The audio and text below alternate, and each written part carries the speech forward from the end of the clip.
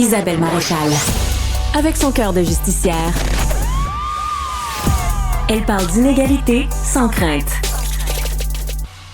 Bonjour Fred Bastien. Bonjour Isabelle. Alors, il semble qu'un nouveau terme soit désormais parti du dictionnaire de l'Académie française. Oui, imaginez-vous ce nouveau mot qu'on n'a jamais entendu, mais c'est maintenant un mot francophone. Woke.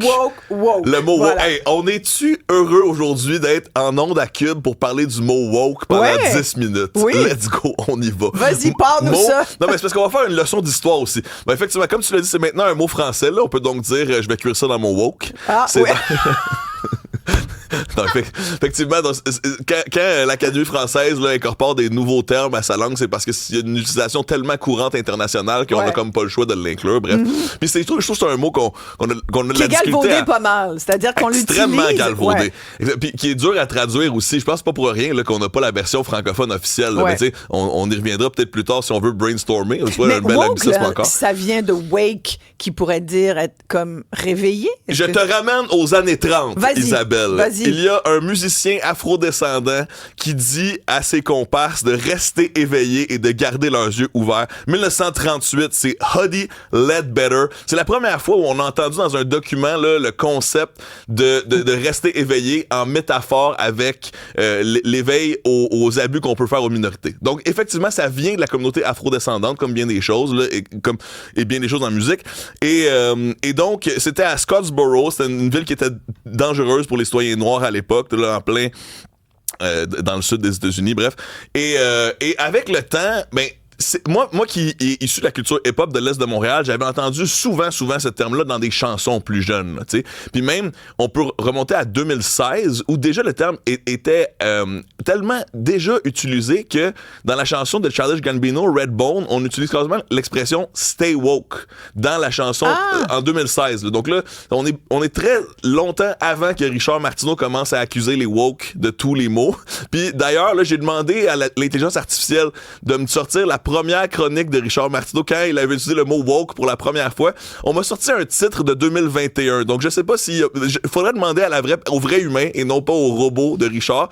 Mais on se replace en 2021. Effectivement, c'est en 2020 qu'aux États-Unis, le mot woke est vraiment apparu dans la culture qu'on pourrait dire populaire, là, qui était plus dans nécessairement une sous-culture ou une vision politique ou musicale. Là. Selon le petit Robert, être woke, c'est une personne qui est consciente et offensée des injustices et des discriminations subies par les minorités et qui se mobilise. Donc, fait que c'est au-delà de juste être réveillé puis de garder l'œil ouvert. Oui. C'est d'être complètement mobilisé puis de revendiquer. Donc, exact. Puis c'est ça qui est intéressant parce que là, on est en train d'approcher tranquillement dans l'historique au moment où c'est devenu péjoratif. Le terme. Parce que souvent, c'est devenu de manière intransigeante. Oui, exact. C'est-à-dire que tu avant, c'était pas du tout une insulte, c'était même au sein de la communauté, comme je disais, dans l'hip-hop, on disait hey, reste éveillé, ça veut dire hey, lis sur la CIA, lis sur le FBI, fais tes devoirs. Finalement. Ben, c'est un peu fait tes recherches. Puis là, on peut parler de cette expression-là longtemps, ça a été aussi galvaudé, mais c'était juste une manière d'empouvoirment envers les individus en disant hey, prends pas tout ce que tu reçois comme la vérité,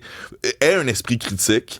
Puis mais oui, j'allais dire en t'écoutant, on devrait tous être woke et on est tous un peu woke d'une façon. Dans cette vision originale du mot, ça voulait dire reste éveillé, puis la métaphore était très positive. Là maintenant, effectivement, on arrive à 2020, on arrive aux tensions sociales, on arrive à la COVID, etc. et à George Floyd. Et là, le terme woke est devenu très populaire et a sorti de cette intention initiale derrière le mot. Et là, on a commencé à dire, hey, vous êtes trop woke. Dans le fond, regardez ces personnes-là, ils sont tellement éveillés aux sensibilités des minorités, ils sont tellement éveillés aux enjeux dans notre société que ça devient trop. Comme tu disais dans la définition du Robert, t'es tellement éveillé que tu veux militer, tu veux te mobiliser. Et que tu deviens intransigeant. Exact. Que tu peux... mais aussi, si c'est le seul prisme avec lequel tu regardes le monde, c'est sûr qu'il va te manquer. Ça devient une idéologie, dans le fond. Moi, je dis toujours, j'aime toutes les idéologies, donc aucune d'elles, parce que ça te fait réfléchir, mais tu peux jamais 100% dire ça y est, les woke ont raison. Ils ont tout le temps... Mais tu peux pas dire non plus, ils ont complètement tort, le racisme n'existe pas dans notre société. Tu sais, là, puis nos conversations, c'est de trouver une rationalité puis un milieu derrière tout ça, puis je pense que c'est aussi une pendule. Donc, effectivement, bon, je parlais de Richard Martineau comme l'indicateur du mot woke. Il y en a d'autres, mais ici au Québec, je trouve que c'est quand même un bon barème. Mais effectivement, c'est dans les années 2020 qu'aux États-Unis, on a utilisé ce mot-là aussi comme insulte là, péjorativement en disant « the woke left », là, la gauche woke, là, ouais. pour la... On pourrait dire la distinguer de la gauche d'avant, là, tu sais, qui justement était peut-être plus intéressée par les enjeux économiques des travailleurs, conditions de travail des travailleurs, de la classe ouvrière, et moins dans, on pourrait dire...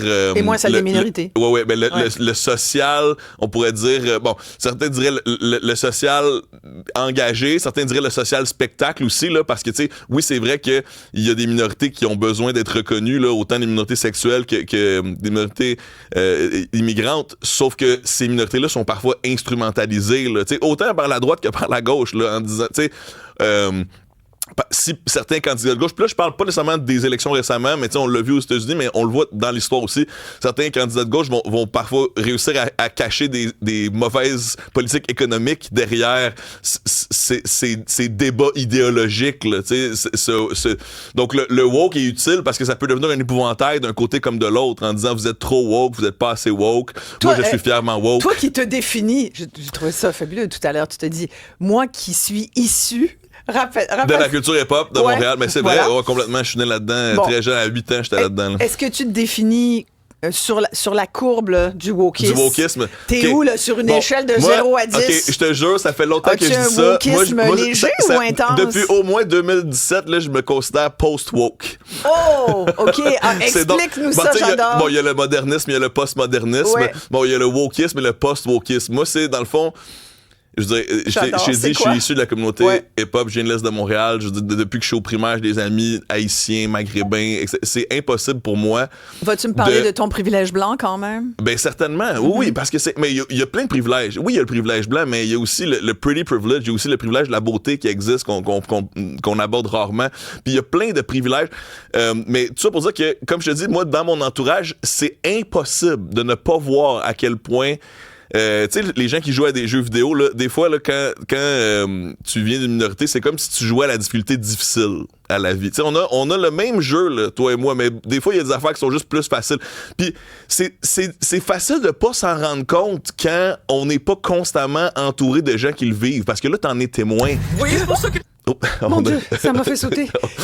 Toi, tu parles, dans le fond, j'aime ça parce que tu parles du jeu facile. On a tous le même jeu, mais on n'a pas tous la même capacité. Puis là, je veux pas généraliser. Il y a des gens blancs qui ont une vie extrêmement difficile. Non, mais c'est ça. Je te poste ça. Mais toi, dans le fond, tu parles de la capacité à naviguer, à jouer de la manette, finalement. Il y en a qui ont plus de dextérité que d'autres.